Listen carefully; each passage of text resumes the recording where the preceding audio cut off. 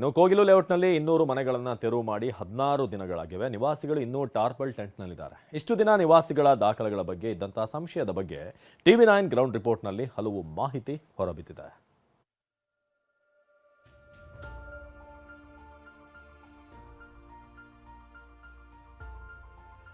ನಿರಾಶ್ರಿತ ಕೋಗಿಲು ನಿವಾಸಿಗಳದ್ದು ನರಕಯಾತನೆ. ಒತ್ತುವರಿ ತೆರವುವಂತ ರಾಜ್ಯ ಸರ್ಕಾರ ಏಕಾಏಕಿ ಅಕ್ರಮ ನಿವೇಶನಗಳನ್ನು ಖಾಲಿ ಮಾಡಿಸ್ತಿದ್ದ ಹಾಗೆ ಅಲ್ಲಿ ಬದುಕು ಕಟ್ಟಿಕೊಂಡಿದ್ದ ಜನ ಅಕ್ಷರಶಃ ಬೀದಿಗೆ ಬಿದ್ದರು. ಆಮೇಲೆ ಏನೇನೋ ಆಗಿ ಕೊನೆಗೆ ರಾಜ್ಯ ಸರ್ಕಾರ ಮನೆ ಹಂಚಿಕೆಗೆ ಮುಂದಾಗ್ತಿದ್ದಂತೆ TV9 ಗ್ರೌಂಡ್ ರಿಪೋರ್ಟ್ಗೆ ಇಳಿದಿದೆ. ನಿರಾಶ್ರಿತರು ಸಲ್ಲಿಸಿರೋ ದಾಖಲೆಗಳೇನು, ಇವೆಲ್ಲವೂ ಎಷ್ಟು ಮಾತ್ರ ಸತ್ಯ, ಅದನ್ನೇ ತೋರಿಸ್ತೀವಿ ನೋಡಿ. ಕೋಗಿಲು ಲೇಔಟ್ನ ನಿವಾಸಿಗಳು ಕೂಡ ಇದ್ದಾರೆ. ನಾನು ತೋರಿಸ್ತಾ ಇದ್ದೀನಿ ಈಗ ಏನೇನು ದಾಖಲೆಗಳು ಅಂತೇಳಿ ನೋಡಿ. ಮೊದಲನೇದಾಗಿ ಇಲ್ಲಿದೆ ಸಫೂರಾ ಅಂತೇಳಿ, ಇವ್ರ ಹತ್ರ ಈ ಒಂದು ಪ್ಯಾನ್ ಕಾರ್ಡ್ ಇದೆ. ಸಫೂರಾ, ಫಾದರ್ ನೇಮ್ ನೂರ್ ಮಹಮ್ಮದ್ ಅಂತೇಳಿ, ಅಂದರೆ ಇಲ್ಲೆಲ್ಲ ದಾಖಲೆಗಳು ಕೂಡ ಇರುವಂಥದ್ದು. ಒಂದೊಂದೇ ನಾನು ತೋರಿಸ್ತಾ ಹೋಗ್ತೀನಿ ನಿಮಗೆ. ಇದು ಪಾನ್ ಕಾರ್ಡ್ ಆಯಿತು. ಇದು ಪಾನ್ ಕಾರ್ಡ್ ಆದಮೇಲೆ ಮತ್ತೆ ಸರಮ್ ಕಾರ್ಡ್ ಅಂತೇಳಿ ಇದೊಂದು ಕಾರ್ಡ್ ಕೂಡ ಇದೆ. ಇದರಲ್ಲೂ ಕೂಡ ಸಫೂರಾ ಶೈಖ್ ತೌಫಿಕ್ ಅನ್ನೋಂಥ ಒಂದು ಇದು ಕೂಡ ಇರುವಂಥದ್ದು. ಇದರಲ್ಲಿ ವಿಳಾಸ ಅಂದರೆ ಏನೇನಿದೆ ಅಂತೇಳಿ ನಾನು ತೋರಿಸ್ತೀನಿ. ಬಂಡೆ ರೋಡ್, ಟಿಪ್ಪು ನಗರ, ಕೋಗಿಲು ಲೇಔಟ್, ಯಲಹಂಕ ಅಂತ ಇದೆ ಈ ಒಂದು ದಾಖಲೆಯಲ್ಲಿ. ಮತ್ತು ಇವರ ಒಂದು ಆಧಾರ್ ಕಾರ್ಡ್ ಕೂಡ ಇರುವಂಥದ್ದು. ಆಧಾರ್ ಕಾರ್ಡ್ ಕೂಡ ನಾನು ತೋರಿಸ್ತಾ ಇದ್ದೀನಿ. ಈಕೆಯ ಹೆಸರು ಬಂದು ಸಫೂರಾ ಅಂತೇಳಿ, ಸಫೂರಾ ಅನ್ನೋಂಥದ್ದು.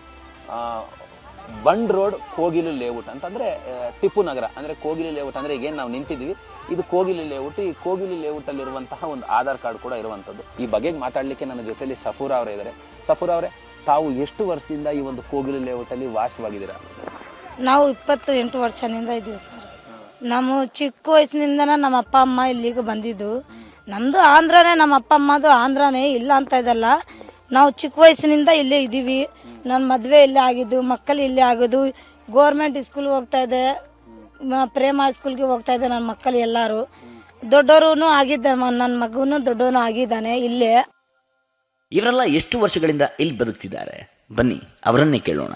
28 ವರ್ಷದಿಂದ ಇದ್ದೀರಿ ಸರ್. ನಾವು ಇಲ್ಲೇ ವಾಸ ಇರೋದು. ನಮ್ಮ ಮಕ್ಕಳು ನಾವು ಎಲ್ಲ ಇಲ್ಲೇ ಜೀವನ ಮಾಡಿರೋದು. ಇವಾಗ ನಮಗೆ ನೋಡಿದ್ರೆ ಈ ತರ ಮಾಡಿಬಿಟ್ಟಿದ್ದಾರೆ ಅವರು. ತಾವು ಎಷ್ಟು ವರ್ಷದಿಂದ ಈ ಒಂದು ಕೋಗಿಲು ಲೇಔಟಲ್ಲಿ ವಾಸವಾಗಿದ್ದೀರಾ? ನಾವು 28 ವರ್ಷದಿಂದ ಇದ್ದೀವಿ ಸರ್.